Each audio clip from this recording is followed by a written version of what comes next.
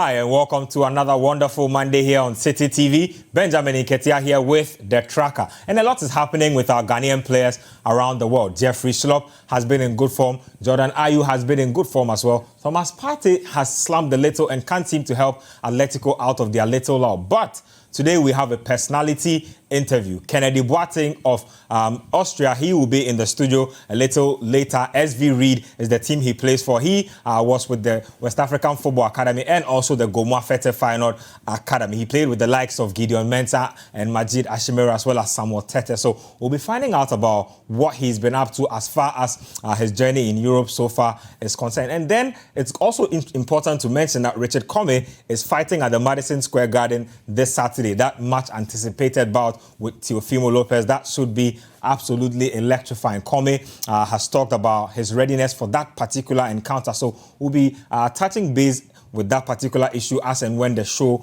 goes by. But we'll take a quick break here on The Tracker. And when we come back, just like we always do, I'll introduce our motivational video and then I'll be introducing my guest. Welcome back to The Tracker here on City TV, and my guest is in the studio. Played once upon a time for the West African Football Academy. These days, he plies his trade in the Austrian second division for SV Reid. Kofi Boateng is my guest in the studio. Ken, it's good to have you on The Tracker. Thank you. I would like to start from Austria. What's it been like out there for you since you made it there? You've been there for quite a while now, and this heavy plaque I'm seeing in front of me is a sign that things are going well in the Austrian league. But how did it all start when you left the shores of Ghana to play in Austria? Okay, also once again, thank you very much for having me here. I think for the beginning it wasn't easy, and also I think I've been in Austria for the past 4 years now, and I was in Austria in 2016, and I joined a club called Laxlins, that year in the Bundesliga now, in the first league in Austria. And I played 1 year, and after 1 year, I had to go to a loan in the second league called SV Reid. That is my current team I'm playing now. So I think it has been well for me so far. Talking about it's been well, when you first landed in Austria, right? Did you go with your agent? How was that arrangement like? Who met you at the airport? How did life there begin? For me, I think I was very lucky because if you know Team West Africa Football Academy, I think every 4 months in Ghana, I think they send almost 3 or 4 players to Austria for trials, and through West African Football Academy that I went to Red Bull Salzburg in Austria and made it there, and I because I went with my manager, and also I started from there. Talking about trials, what were the trials like for you? Because I know that a lot of times Ghanaian players leave here to go do trials and it doesn't work out for them. What was your mindset like when you had your trial opportunity, and how were the trial situations themselves? Walk us through like the process. What are they looking for? Okay, for me, I think when I was in West Africa Football Academy again, because I went to Holland, that was my first time going to Europe. Did you play at Feyenoord before you came to Wafa? Yeah. We'll definitely talk about that. So I went there when I was 16 years, because when you can only sign in Europe when you are 18 years. So I started at the age of 16 going to Holland, to see how when you go to a trial to see. So I went to there when I was 16, and at the 17 years old, I also went to Sweden, for just trials because I wanted to be ready when I'm 18 years. And I went to Austria when I was 18. So I think when I went to Austria, I was ready to be in Europe. Now, I was just asking about the trial process. What's it like? Is it a lot of trial games, like practice games? Is it one-on-one drills? Are they looking more at your medical side? Walk us through what a trial feels like when you go out there. How long does it even take? Because for me, it was very short because I went there in January, and also the transfer closes on February, so it was very difficult for me to join the team, So I really worked hard for it, I just had only 3 weeks to to join the team, so I worked my ass off to get it. Now tell me about getting to LASK, which is in the Bundesliga now. You played for them. How difficult was it breaking into their team? I think it was very difficult because I was a new player in the team, and also for me to be in the starting lineup of the coach, it was very difficult. But that is football. You just have to try hard. And I had my opportunity in SV Reid, and I'm doing good. So I think it's okay. Now you obviously are there with the likes of Samuel Tete, who's Gideon Mensah, a couple of your guys from the West African Football Academy days. Do you people even keep in touch at all? Yeah, because luckily we are in the same country in Austria, so I think every week we once meet and also, you know, have fun a little bit because... To do it? Yeah. When you say forward, you like go to parties together, hang out in each other's homes? So what's yeah, that sometimes we hang out in each other's home also. Sometimes go to the club, you know, once in a month maybe, you know, but not always, you know, sometimes, you know, just one in a while. What's life like in Austria generally? Talk to me about Austrian food, because nutrition is like very essential to how an athlete will perform or settle down in the country. Did you have any issues eating their food? Did you miss your Kinky and Banku and stuff while you went there in like the opening stages? Yeah, because, you know, it's really difficult being in someone's country not enjoying your own food, you know. It's really difficult. What's your favorite food though? My favorite food is fufu with light soup, you know. you're definitely going to suffer because there's nobody to power fufu out there. So normally you don't get this type of food there, and you know, because you're a professional player, you got to, you know, endure it, you know. You don't have to eat certain food, you know. You always eat rice, you know, salad, and Now, you are obviously like dieting on an Austrian plan. Yeah. Is that good? Because I know, for instance, Michael Essien once said that he had to hire Ghanaian cooks and chefs to do Ghanaian food do food for him because he wasn't really feeling the food that he was eating in the beginning when he was at France, and then it wasn't like really interesting for him when he went to London as well. What's that like? Do you depend on like your club to like take care of your dietary needs, or you also have your own perhaps Ghanaian chef somewhere doing your thing for you? I think for me, I have a Ghanaian friend who lives with her mother in Austria, so I think her mother has been, you know, taking good care of me, you know, with the Ghanaian dishes. So I think I have no problem about that. That's nice. Now let's talk about life itself at SV Reid. This was your third season, if I'm right. Yeah. How has it been like out there for you? And is this what you expected it to be when you first joined the side? Yeah, I think because I needed this award, and by God's will, I had it. You know, I work hard for it. I hear this is not just for the second division. This is for almost the entire Austrian league. Yeah. Second best defender. That's right. Wow. Wait, talk us through. You've been playing with centre back most of the time. Yeah. How is that like? Adapting to the centre back role in a foreign league, trying to prove yourself to the point where you get awarded with something of this nature. Just give us an understanding of the challenges you had to go through. Yeah. Okay, for me, I had a lot of challenges, but, you know, I just keep focused, you know. Which was your biggest challenge? Was it language? Was it your coach not letting you play enough? I think my biggest challenge was the language, you know. Yeah, it's really difficult, but try and learn it a little bit. How do you get around that? Does the team get you tutors, so like you get like classes after? Yeah, when I went to the first time, I think I was having classes for about 1 month. Okay. You know, every morning and every evening, you know, 2 times a day, and and I think I'm lucky because most of our players speak English, so it's always easy for me to, you know. So now you can speak Austrian, you can speak their language. A little bit. I think I'm good now. Enough to be able to see yourself around the club. Yeah, maybe. I think going for shopping, you know, how to talk to people in the shopping mall and how to talk to the players on the field. Yeah, I think it's okay. As far as your aspirations out there now are concerned, what are you hoping to achieve again? Because now you've done this. Yeah. What's the next thing on your calendar to tick off? I think I always say I'm just giving myself 3 or 2 years to be in the top flight in Europe. Okay. Yeah. I just want to be one of the best defenders in the world in 3 years to come.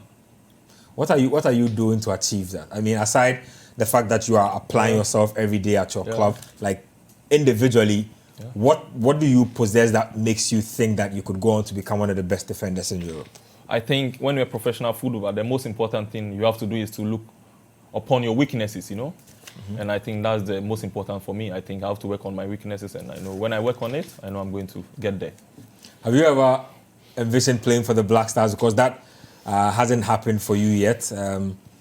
Your colleagues who got a chance in the Black Stars are currently out. I mean, Gideon Mensah got a chance the last time around, but what are your own, thoughts with regards to the national team?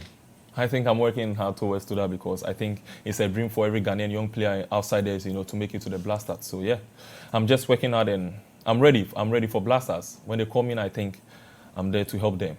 Did you model your game after any defender, any former Black Stars player? Because I know that at the academy, they do this thing where they let people watch a lot of foreign games. Yeah. I remember I went to Right to Dream once. Some kid was telling me that his favorite player is Philip Lam because Philip Lam can play both on the right-hand side of defense and the left-hand side. They can play with both feet. Did you have somebody like that in your life that you mentored your career after? To be frank, I don't think so, I'm my own mentor, so yeah. You're your own mentor? Yeah. Wow. Let's take it back to the academy days, right?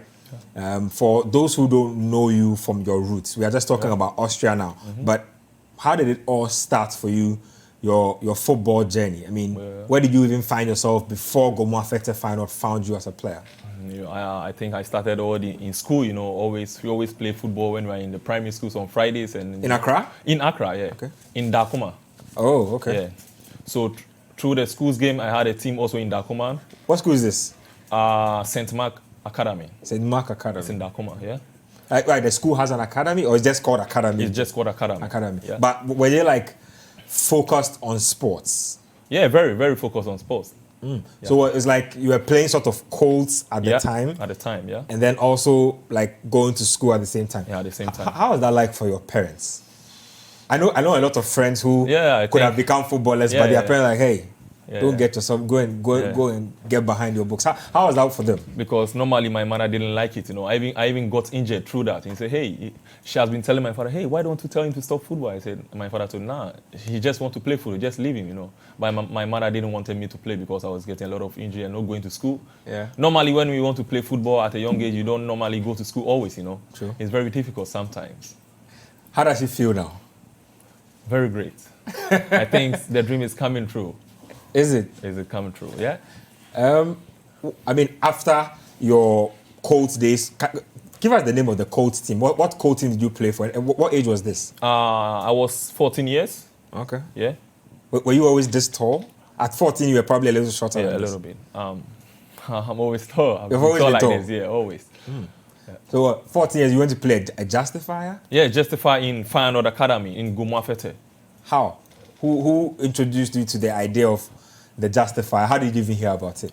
Because they have been playing, every year they have been playing Justify in Dakuma, this kind of pitches. And as in Feyenoord? As in Feyenoord, They come around? They come around, so through that tournament, and I had a call-up from them that they needed me to come and try it in the academy. Oh. So I was really happy, You were 14 years at this time? I was 14 years at this time, so I was really happy about that. What happened? Like, I mean, as a young man who finally is getting a chance to play for an academy, what happened? The moment you got that news, what did you do? Call your friends, go and celebrate? What exactly happened? I think I can say, these are my friends, I started with them till now. Joseph Opon is one of them. He's been disturbing me since always. I think he's a great guy for you. And I think they have been with me. I think they are good guys to me. So they know me and I know them too. So I was very happy because at a young guy, Feyenoord Academy calling you to come to the academy for try, I think it was exciting. Now, talk us through your first days at the academy, right? Yeah. What happens when you arrive as an academy invitee? Yeah. What happens? I think the most important thing, when you are invited in the academy, they think you can be maybe one of the biggest players in the world. So, they take good care of you. They make you feel at home, I'm just trying to understand the protocol. For instance, right, when you arrive, do they have like people to meet you, say, okay, we are taking your suitcase up to place A. Go and wait here. We'll come and attend to you. Is that how it works? Yeah, I think you go to, the kit manager. Okay. And you just give you your kit, for the week, maybe for 2 weeks. And also the academy players, they'll be watching you. Hey, who is this new guy? Is he coming to take my position? They just want to see you play now, They just want to see the guy who is in and Were you intimidated by the surroundings or, I mean, from somebody who'd been playing at the Colts level, Colts is Sakura Park and what's not, and then all of a sudden you enter this academy where the facilities look world class. Yeah. What was that like for you? I think for me it was crazy sometimes because and also they have a different way of playing. It's not like the way you play in the house. It's different. So you now have to come to adapt, and it was very difficult for the first start. But when you say different, what do you mean? Like then because you didn't have like structured coaching. It was just say free for all football you're playing. There's no structure back home. It's only you can find this only in the academy, and it was very new for me. Yeah. Who were your academy mates then at the time? Who did you go and meet at the academy? I met Samuel Tete.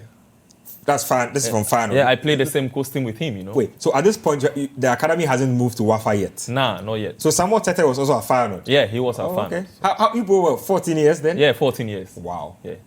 And you were always a defender? When I joined Feyenoord, I was playing as a central midfielder. So wait, so in your early days as a core footballer, you were a central midfielder? Central midfielder. As in like a playmaker or a number 6? A number 6. Oh, okay. Yeah. And then from Feyenoord, you still started off there as a central midfielder? Yeah. And I think Feyenoord, we had a white coach who came to coach West African Football Academy in the Premiership called John Keller. He was from Holland. Good. I was about to get to that. I have that on my menu. Yeah. So he actually saw you through your early stages. Just to digress a little, what was Samuel Tete like back in the day at the academy, and how big were expectations for him? I mean, you would know him. How big were the expectations for him even at that young age? I think he was even competing with our seniors, you know. He was very talented. And at age 14? Yeah, he was very talented, you know. And he has this type of confidence, you know, in him. And I think every player should have that. It's very important.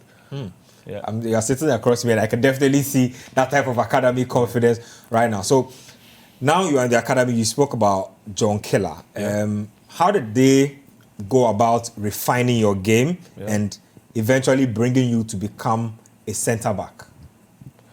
I think he wanted to change me to a central defender because... That's John Keller? Yeah, John Keller. He saw me doing a training, you know, because I was really aggressive that time, you know. Yeah. And he said, nah, Boateng, I think you being a central defender will really help you in your future. So I said, okay.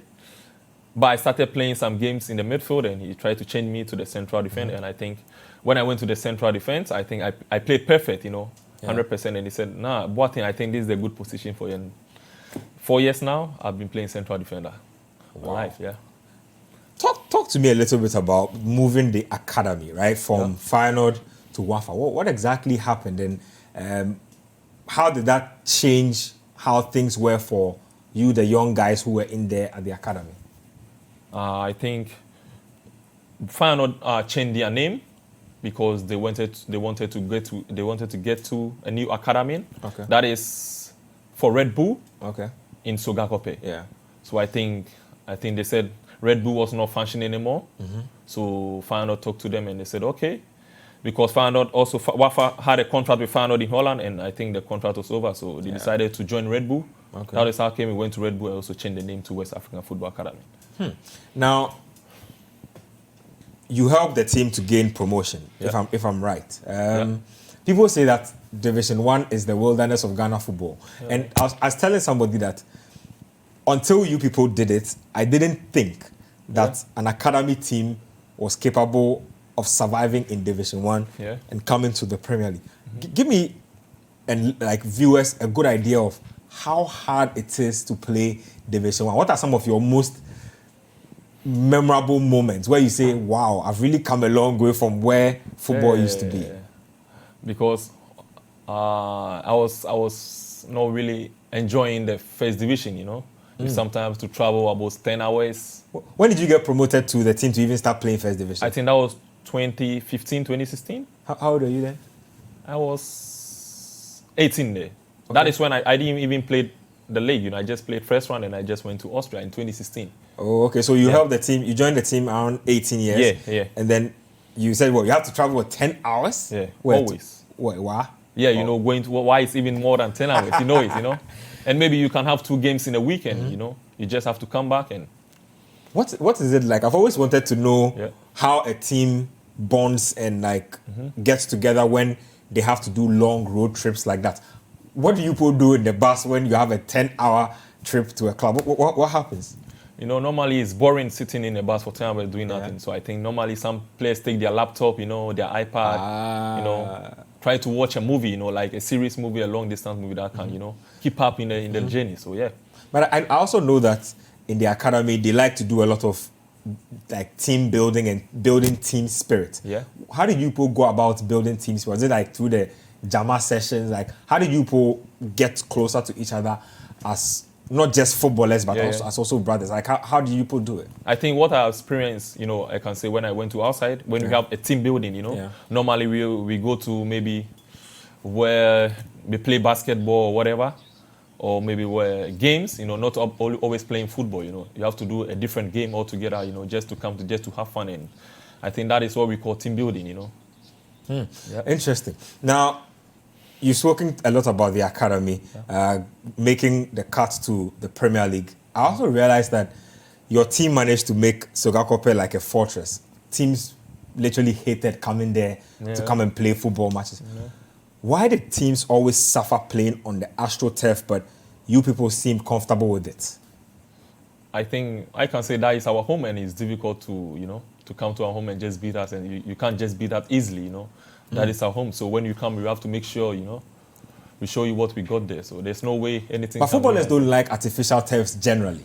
Yeah. Or you're not one of them because you train with it. I don't like it too, You don't? Yeah. But that's what you've trained on all your life. Yeah, I know, but I don't like it too, I always like to play on the grass, and it's really stiff, Sometimes it makes players get injured easily, Yeah. Interesting thoughts. Now, let's talk about John Keller because you mentioned him. Yeah. What was your first contact with him like? I mean, your first conversation with him when you first joined the academy. Who assigned him to you? How did you know that this was going to be my coach? And what sort of bond formed between you within the time that you worked with him? I think I would say John Keller was most like my father, He just called me to his house and just talked to me as a son and father. And I think he watched my games also before he came to the academy. And he said he really likes me and he likes to better my football career. I said, why not? He said to better, I'm here to play for him. So whenever I'm playing, I think I try to play 100% for him to be happy. Yeah. And when I go wrong, he tries to correct me.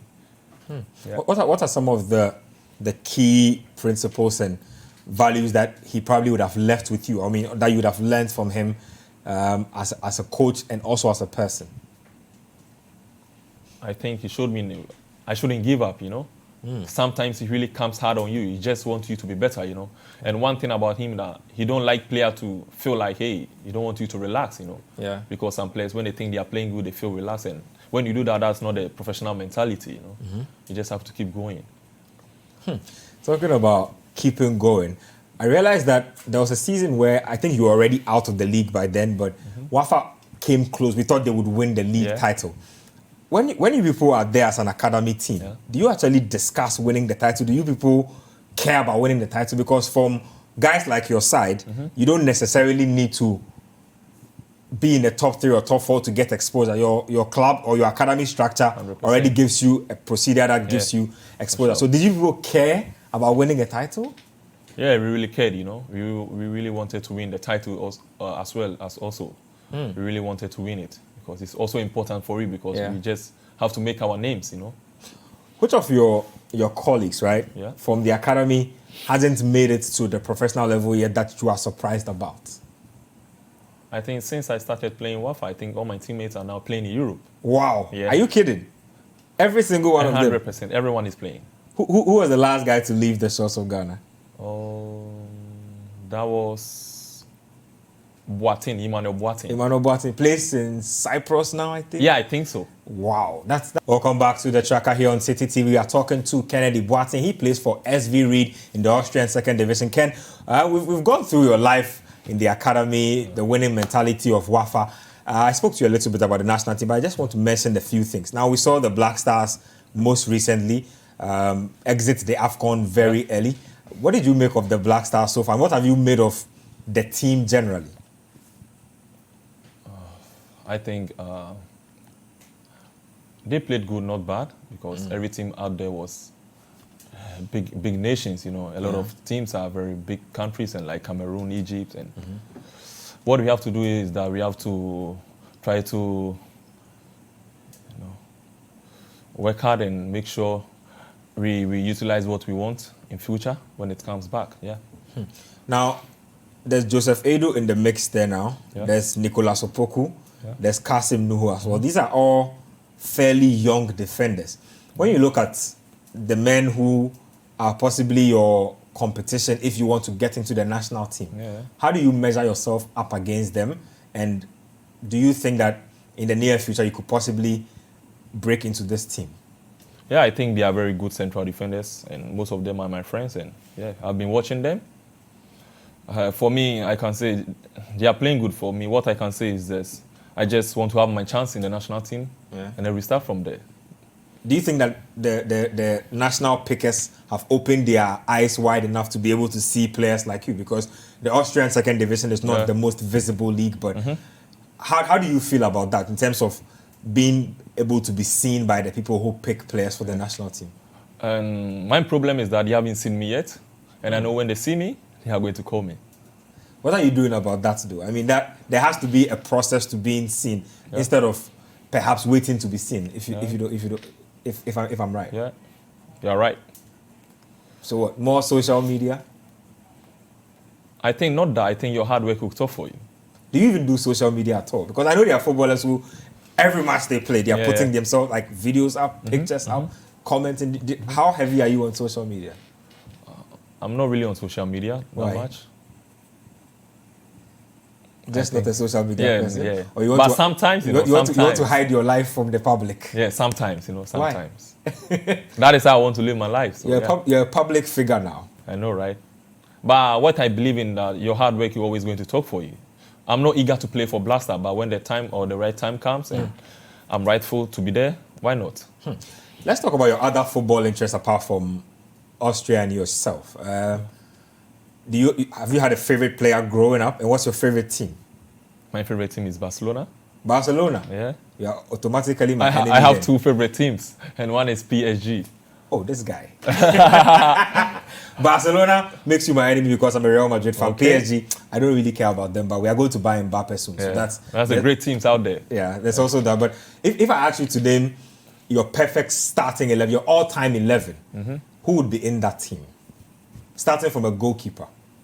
Goalkeeper, I think I go for Van der Sar. Ah. And my right fullback, I go for Dani Alves.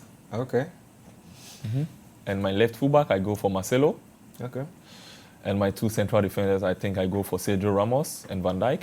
So Marcelo and Dani Alves. Dani Alves. Yeah. Wow. Then who? Sergio Ramos and Van Dijk. Van Dijk. Yeah. Hey, this guy. Yeah. Okay, let's do a midfield. Midfield, I think I go for. What's the preferred formation, though? What formation is this? I think I want to play 4-3-3. 4-3-3. Okay. Yeah. And the midfield, I think I play Iniesta. Okay. And I play Xavi because I like them so much. When I was playing for Barcelona, I like the communication. And I think I go for. Might as well just add Busquets because you're doing the Barcelona. Yeah, I think I'll add Busquets you to add as well. Busquets to it. So I have my three midfielders already. Now the 3-4, I think I take Messi. By all means. Yeah. And I take Ronaldo. And I take Aubameyang. Messi, Ronaldo, Aubameyang. Yeah. That's a very lethal team. Who's the coach in this team? Pep Guardiola. So the best coach ever. The best coach ever. Yeah. You'd actually love to play under Pep Guardiola. I like his aggressiveness, He always keep you focused, and I think I like that kind of coaches. They don't make you feel relaxed, Even when you are doing right, they tell you are doing wrong. And that, I think he's the best. You like that type of pressure? Yeah, I like that pressure. Interesting. Yeah. Because I know a lot of players think that Pep is a little too over the top. Because since I started playing as a central defender, I always want to play with a top striker, I don't like striker that I'm playing with. I'll find a striker easily to mark or easily to play with, I just want a top striker. Interesting stuff. He brings the best out of me, How does it go on the pitch when you are in a matchup against a striker? Are you the kind of guy who's like, insulting him in his ear a little, elbowing him a little, playing some dirty tactics, or for you it's all just game? Because I know there are certain players who try to get in your head when there's a game. How do you manage tough situations like that in games? Normally when we have a game, you try to watch the opponent, their videos, and our coaches will be trying to say, hey, this striker, he's so bad.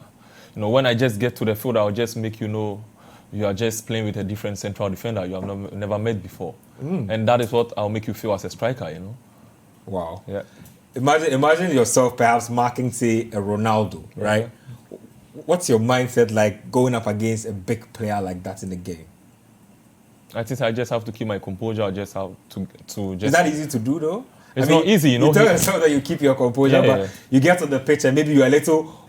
Like, do players get a little overexcited when they meet, say, bigger names players, bigger name strikers? Yeah, some are also, some also feel nervous, Yeah? They are very, nervous sometimes to play with top players, But I think it's all about focusing, He's there, you can also be there one day. So why not? When you play, you just have to have confidence in yourself and just play your normal game. Sure. Let's talk about what you've seen in Europe and what you're seeing back home now. How do you spend your time when you come back? Between the time when you are on break from your leave and the time when you go back to pre-season?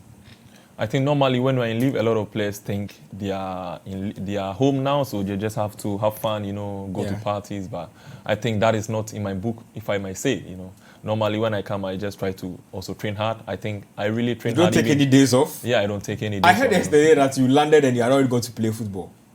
I'm going to play. I can't rest, How? I just have to train. I think it's very difficult because when you relax and you go back maybe in January, the training is very difficult. You have to have pre-season and it's very cold also there. It's winter now. Sure.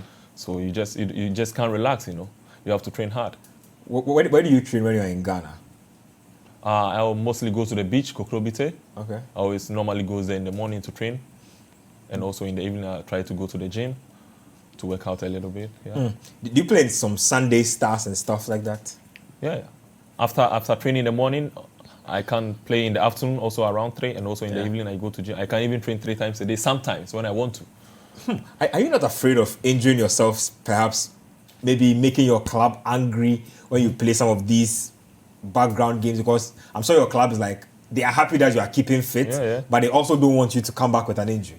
You just have to train smart, Yeah, I think that's the most important thing. Does that work though? Because yeah, for sure. I mean, sometimes you are training smart, the person you are playing with isn't necessarily playing smart. Yeah, because we are different, You know where your strength lies and where your strength ends. So you just have to train smart.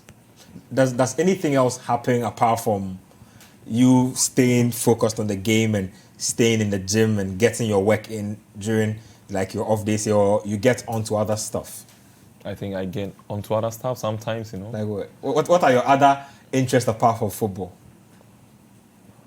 Normally, I like going out, to have fun with my friends. This guy, going away, like just eat out, party out, concert. Yesterday there was a Cardi B concert. Were you there?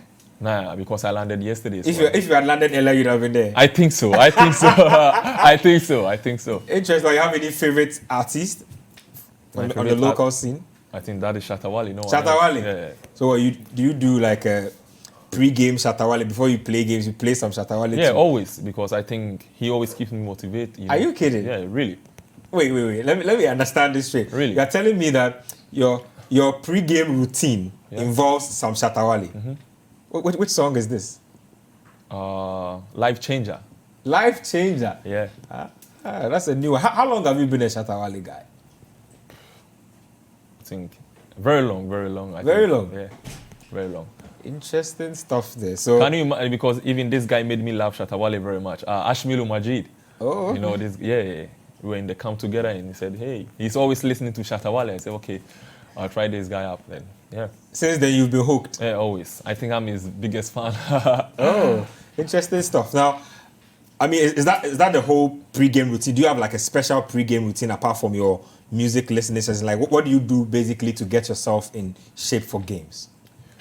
For me, I don't really put so much pressure on me when we have a game because I've been doing this always. So I just have to just be calm, Because I know some players do some really strange stuff before they go. Somebody does like a whole Bible reading session. You read a verse. Somebody have you seen some strange stuff in your time as a footballer on like how players prepare for matches? Because I don't have to wait before a game before I go and take a Bible to read or something. Yeah. And then you have to do this always. You don't have necessarily means you have to have a game before you go and take a Bible to read to God to help you, We're talking about your Shatawale interest. If you had not become a footballer, what would you have ended up doing? I don't really know. Because I've played football my whole life, so it had to be football. Yeah. Wow, that's really interesting. Let's talk about your personal side. Are you seeing anybody? Are you planning to get married? Yeah, I'm planning because I've been in a good relationship for 2 years now. Yeah. Talk about good relationship. People say that footballers have a knack for picking people who like their money and not people who love them. What do you think about that? I think from my side, I think I disagree with them. Okay. Yeah, because I've experienced it and I've seen what is going on, and I love to stay with her, you know. So for anybody watching now, you are off the market. For sure, I'm off. I like how you're saying that with a lot of confidence. I asked certain people on this show if they were off the market, and the answers were not too clear. The answers were going all over the place. Yeah. But let's talk a little bit about, like I said, what you've seen from Austria and what is down here. I mean, what have you picked up from the game there that you think we could possibly apply to what is going on down here to make us better? I think in Europe, you know, they are very serious in everything that they do. And I think one thing is that they have the infrastructure, you know, more than us. They have everything, you know. They have what is needed, you know. They have everything. So I think we just have to get somewhere and it will be easy for us when we go outside there. Better infrastructure, you say? Better infrastructure. Now, finally, before we go, like we said, the Ghana Premier League starts on the 28th. Your own team, Wafa, will be in action. Like I said already, what are your expectations for them and for the league generally? I think Wafa is a very good side, and I hope they are going to do their best. I mean, have you visited them since you came? Probably, are you planning to visit them? Yeah, I'm planning to visit them. I mean, have you kept in touch with them enough to know if the squad they have is perhaps good enough to win the title? I think Wafa has always had a good players to, you know, and who are capable to take the league. Yeah. And I believe in those guys. You know, they are very young, energetic, and they are focused too as well. And I think they can win the league when it's possible.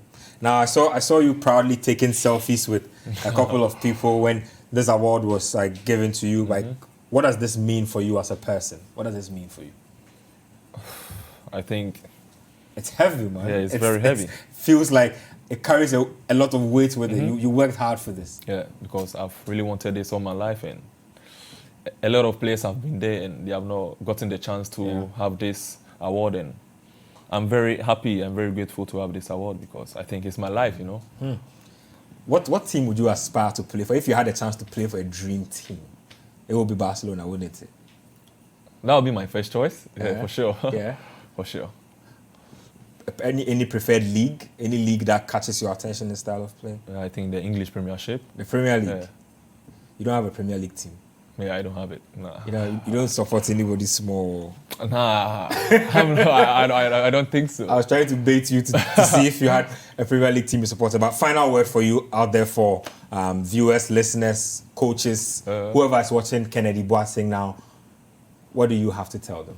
I think what I can tell them is just to keep focused, just to try to work hard in everything that they are doing, and just try to pray to God always, and because God is the way and He's only the way, you know. So I think I'll just tell them to keep focused and just going harder to achieve their dream. And I think with God, all things are possible. Is there a chance that you are moving teams very soon? They are still in contact with my team, and you know, and one thing is that, you know, I think SV Reid has been my family, and it's really difficult for them to see me going, you know. Yeah. I had enough but teams you're becoming to a leave, big player, so obviously there are a lot more eyes on you. And I think this time around they will just try to, you know, just leave me to go, but we'll see. We'll see. Well, Ken, it's been amazing speaking to you on the track. Thank you very much. Learned so much from you. Hopefully, when you come back some other time, we can catch up again on the show. Thank you very much. So you heard the man, Kennedy Boateng, plays for SV Reid in the Austrian second division. He's been awarded the second best player or second best defender in the entire Austrian division structure. So that's quite a big deal here. It's been good coming your way with the tracker. Same time next week, we'll catch you.